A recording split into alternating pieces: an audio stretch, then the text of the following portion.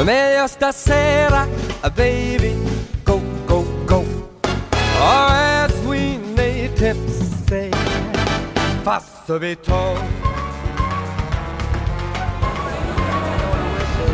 If you're ever gonna kiss me, it had better be tonight.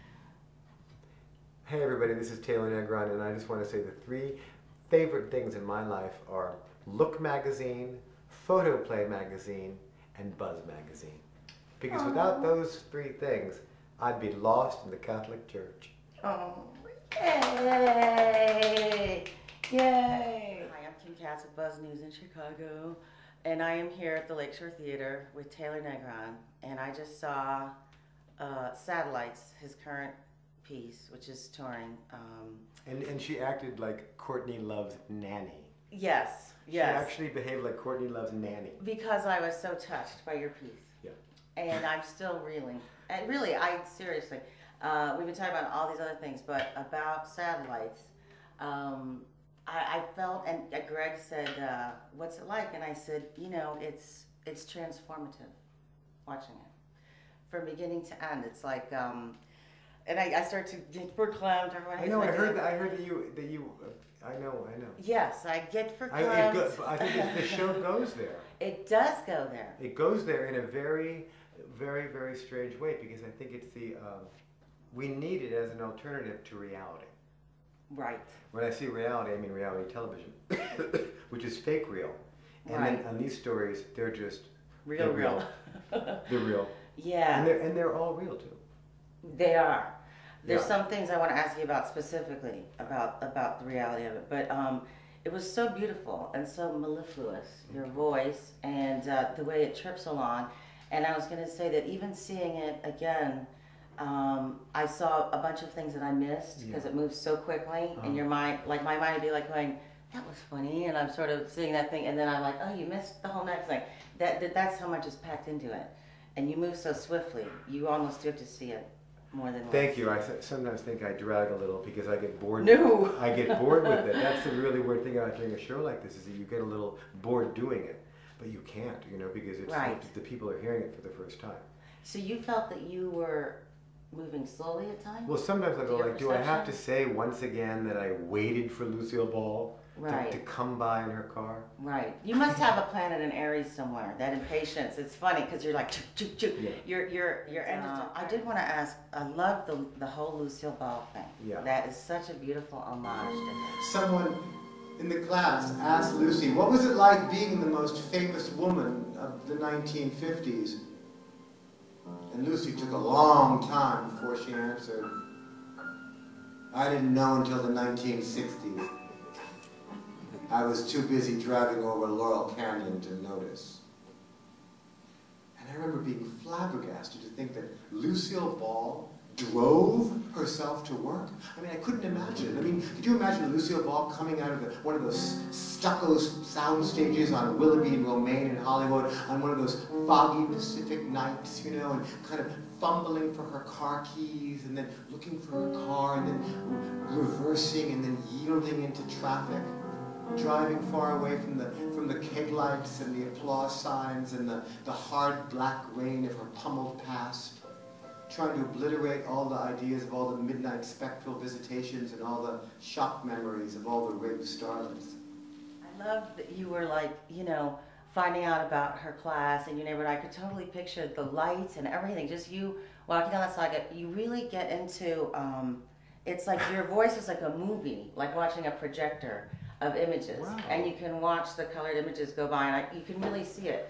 Do you know what I'm saying? Yeah, no, it's interesting because I think about, when I think about it and I write it, it is like a picture. It is, and it's like poetry, of course. Yeah. It's being prose. A kid. It is prose poetry. Imagine I was a kid in the 70s on Hollywood Boulevard. I know. I lived on Hollywood Boulevard in 1977. But the minute you say Karen Carpenter, I got it. You know, you hear the music. Yeah, I would love to have Karen Carpenter just sing in this show. Yeah, it's great. She's the only one who can sing a Christmas song. Yes, yes. Well, I was just saying you're a real wordsmith, and from a writer, that's a very high writing compliment. It's a huge compliment. You are really a romantic and poetic wordsmith. and it's you know, it's sneaky. And you should be aware of your effect on the audience. What, sneaky? It's sneaky because it's so beautiful and seductive. It's irresistible, and because you couch it in humor. You know, the person is like Little Red Riding Hood going through the forest. Oh, this sounds funny. Ooh, there's music playing.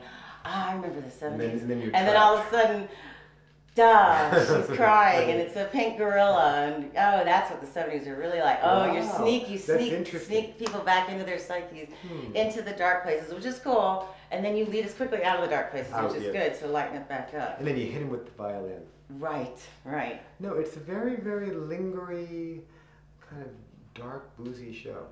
Yes. Boozy in a sober way, because it is like, whoa. Oh yeah, there's nothing. But you know what? I want to add more jokes.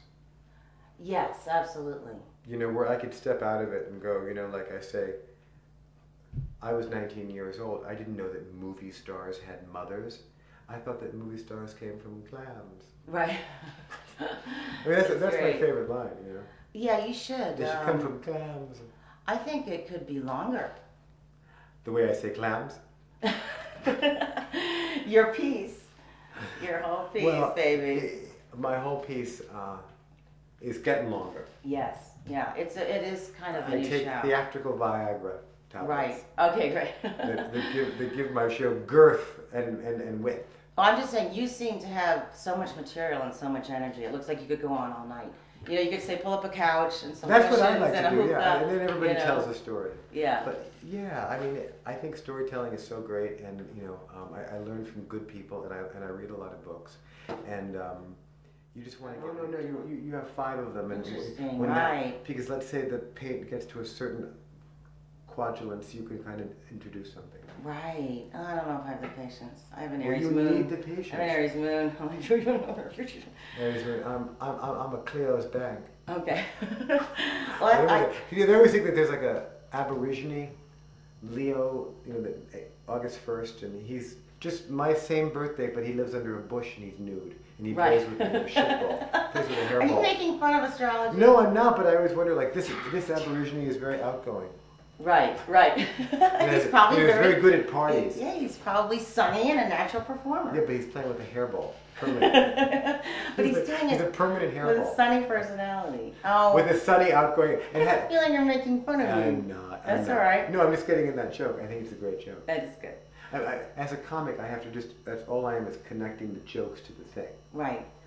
You know? You've done so many things I can't even go over them all. But I want to talk about your old and your new, because you have 3 new things coming out. First, the old, Punchline, The Last Boy Scout, are the 2 like big things that everybody probably those were movies. Blah, blah, blah, blah. Yeah, I mean, Punchline was a movie that was like Columbia Pictures. I liked it a lot. It was like a real studio movie. I felt like that I'm lucky that I was in a studio movie. Yeah, that was made beautiful. in that studio. Yeah, that was really nice. And Sally with those Field people, is so wow. great. Yeah. Sally Field, whenever I see her in Brothers and Sisters, I'm just so impressed I got to act with her, because she is one of the most startlingly real performers. Yeah. Because when you're with her, you don't think she's acting. I'm still traumatized by Sybil. By Sybil? The movie? Oh, I think it's Sybil Shepherd. No. Because everybody's traumatized by Sybil Shepherd. I mean, then E-Trolley... That's the one vote I missed. You know what I mean? Her performance there. Yes. You know, and you were talking about that kind of abuse in Satellites. Yeah. The child, you know. Yeah. No, I know. I mean, yeah. She just... But you know, in that story... Well, yes. The Punchline in The Last Boy Scout, was... interesting, because that was like the 90s movie. Yeah, but the big it was more like 90s an 80s thing. movie. Yeah. With a little girl called Halle Berry. Just, I'm sorry for a second, I had a flash to Ben Stiller doing, have you seen Ben Stiller doing Bruce Willis in that? Yeah, I do that, yeah. I love that, that's great. Sorry, Bruce. But we like Bruce Willis. Oh yeah, he's a Pisces. He's a fish, he's a big dolphin. But what was I going to say? You've also, you know, like you mentioned, Fast Times. Yeah. You know, that's like a major, like a cult. Well, no, not even a cult, pop It's classic. imprinted on the you know, cornea pop of culture. Right. It's just And it's because... a permanent fixture of pop culture. It was the way the world was going. Right. Until Reagan came.